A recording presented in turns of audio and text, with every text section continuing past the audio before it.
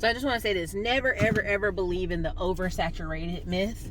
So many people are like, oh, it's so saturated. And you have to realize that's what you search for every day. That's what you look for in the space. That's what you come on YouTube and always researching and looking at. So it looks like it's oversaturated to you. But what I've learned is Todd Milley went to a conference this past week, and he was saying all the Uber drivers didn't know about the conference. Like, no matter who picked him up, the Uber driver didn't know. I've experienced the same thing. Where I went to the Grant Cardone conference in Miami, this man's got billboards playing, he's got radio ads going, podcast ads, YouTube, everything, Facebook, everything, advertising for months. I've heard it for months. And you sit there and you listen, and the guys are like, oh, I've never even heard of this. Oh, I wonder what this is. You got 33,000 people who flew into this conference to do this event. You know, not all of them flew. Some probably are in Florida already. But, and people out here talking about, oh man, I don't even know what's going on. So my thing is, I never believe in this oversaturated myth, because no matter what I tell people, like prime example, when I moved, every time I move a new city, I find out about new jobs and careers I've never heard of in my whole life. I'd be like, what is this? Your job is what? And that's kind of why I love the internet, because you'll find out about careers, jobs, all kind of stuff you've never even heard of before. And it's just because of the internet, right? I say that's because I move. Every time I would move, I'd find new jobs and new careers. And I would just be talking to people. I'm a talker. Y'all know that. But what ended up happening is the more I had to have conversations with people, there's jobs and careers out there y'all have never even heard of. So when I talk to people and they're like, oh, you can't make money doing this, or you can't make money doing that, or this is saturated, I already know you don't know what you're talking about. I already know you don't know what you're talking about. There's a restaurant I went to here in Austin, and I found it off Instagram. And the guy was like, oh man, we get all our customers off Instagram. We got to figure out how to fix it, because it's all people from the north coming south. So as I'm sitting in there and I'm just saying, oh yeah, I drove down from almost in Pflugerville. I'm like, North Austin. And 4 or 5 people at the bar said the same thing. Oh, I'm from North Austin too. So when people sit here and tell you that, oh, everybody knows about this place or everything's saturated, they don't know what they're talking about. The guy from the Entrepreneurs on Fire podcast, he was saying how in 5 weeks they spent $100,000 on advertising. Again, let me say it again. Peter put it right here. $100,000 in 5 weeks on advertising. So in 5 weeks they spent basically almost 20 bands every week on advertising, right? And so of course the sales they're making are high level, right? Even when I bring up Tony Robbins' name, some people still act like they don't know who that is. When I bring out Tim Ferriss, the 4-Hour Work Week, some people don't know who that is, right? And what you have to understand is somebody can dominate one part of an industry, right? They're number 1 or number 2 in their industry. So people outside the industry may have heard of them, but not everybody. So this just kind of renewed me when I was like getting ready to pay for ads. I was like, oh man, paying for all these ads, yo. I'm sick of Skynet blocking my stuff. You have to realize that, if you truly believe in your product and services and you want more people to be reached by them, this is how you got to do it. So even the other day, this girl said, oh, you don't make money selling to people, you make money selling to other business owners. And I said, girl, that's not even true, dude. How's Amazon making money? How is all these other people making money? There's lots of money to be made just on consumer to consumer, or whatever you want to call it, or business to consumer, B2C. But a lot of times people say these things that are so outlandish, it cracks me up. But I want you to understand that, like, when you go in the city and you start asking people, where do people go in the city? Half the time, those people don't even know where to go in the city.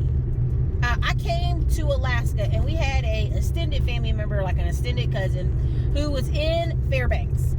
We get there, and I'm listing all the places I'm going to go see, murals, we're going to take pictures on the wall, all this stuff. Immediately, her and her friends are like, man, how'd you find all these places? I'm like, the internet.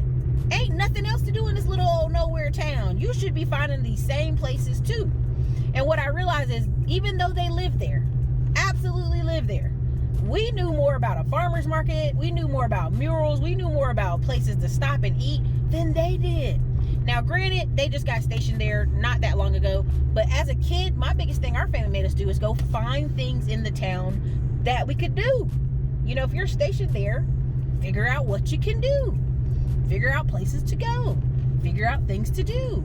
Even now in Austin, I pull up the little community magazines. Every time I see them on my mailbox, I don't throw them away.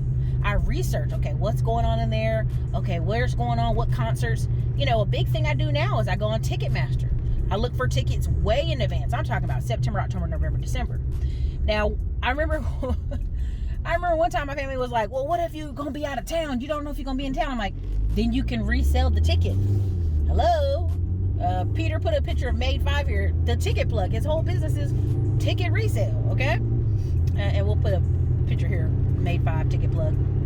Shout out to Made 5 in Atlanta, Georgia. And his wife, Lady J Sauce. Put a picture of that there, Peter. And so what ends up happening is you see something all the time, so you think it's always there. Okay? You think it's always, like it's the same thing over and over and over and over.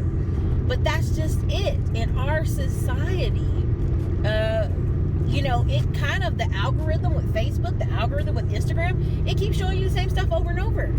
You even hear Glenn and Cameron talk about how he's multiple times, they've asked him, does he want to see Stephen Graham's material? And he's like, no.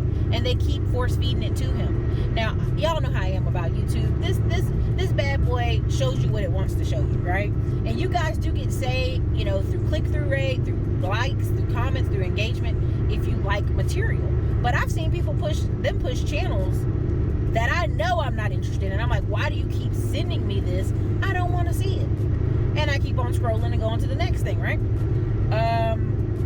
You know, there's a guy that I saw off CNBC Business, and now he does a YouTube channel. He's no longer on CNBC Business, and he's just making a killing here on YouTube because just the titles are very ominous. I like, go look at them, right? Even there's a channel I love, Johnny Bravo. It's very positive, but all his titles are very, very, very negative. Why?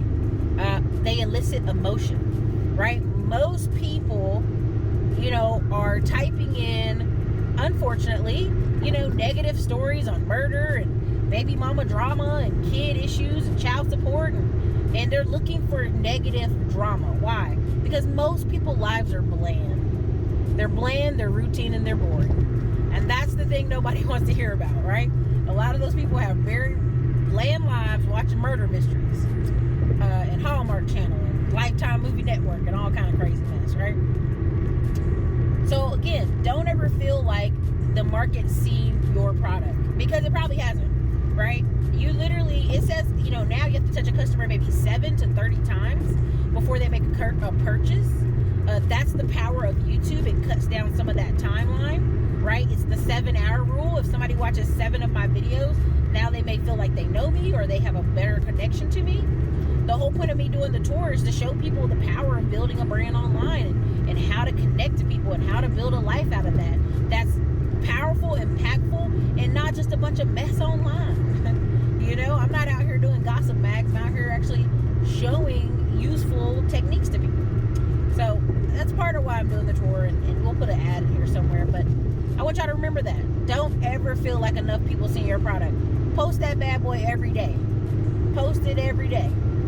You know, change up your graphics. Again, like I tell all my YouTube students, change your thumbnail, change your descriptions, change something in that video, and keep it moving. So, anyways, this is your girl Ericka from the Classic Line Blog. Sell your stuff.